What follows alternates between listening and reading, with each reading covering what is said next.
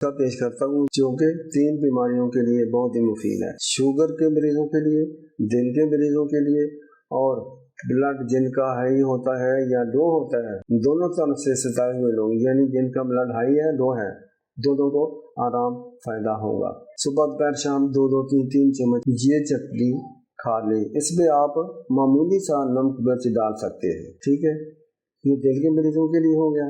अब जिनको high blood pressure है वो भी इसी तरह इस्तेमाल कर लें, 1-2 चम्मच सुबह दोपहर शाम। ये हो गया।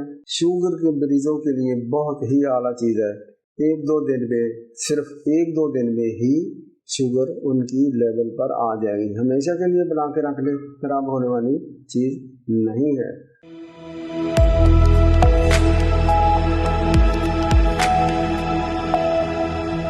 अस्सलाम वालेकुम रहमतुल्लाहि व बरकातहू। व्यूअर्स, मैं आपको एक नुस्खा पेश करता हूँ जो कि 3 बीमारियों के लिए बहुत ही मुफीद है।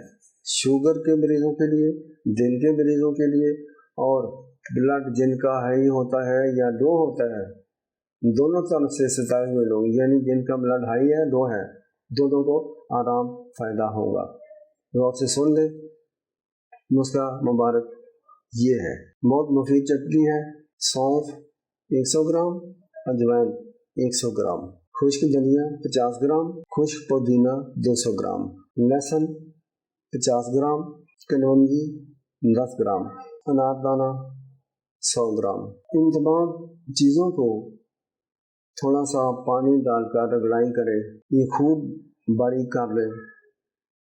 इसमें मज़ीद पानी डालकर ग्राइंड करके आप फ्रिज में रख लें, या सर्दियाँ तो फ्रिज में रखने की ज़रूरत नहीं है। अब दिल के मरीज जिसमें पाल्पिटेशन है या जो भी, बाद लोगों को तो ऐसों को मैंने बताया कि जिनके वाल बंद थे, सफेद हो गए थे, उनको भी अल्लाह करीम ने शिफा दी है, वाल खुल गए हैं। सुबह दोपहर शाम 2-2 3-3 चम्मच ये चटनी खा लें। इसमें आप मामूली सा नमक मिर्च डाल सकते हैं। ठीक है, ये दिल के मरीजों के लिए हो गया।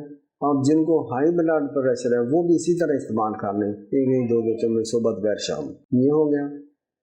शुगर के मरीजों के लिए बहुत ही आला चीज़ है।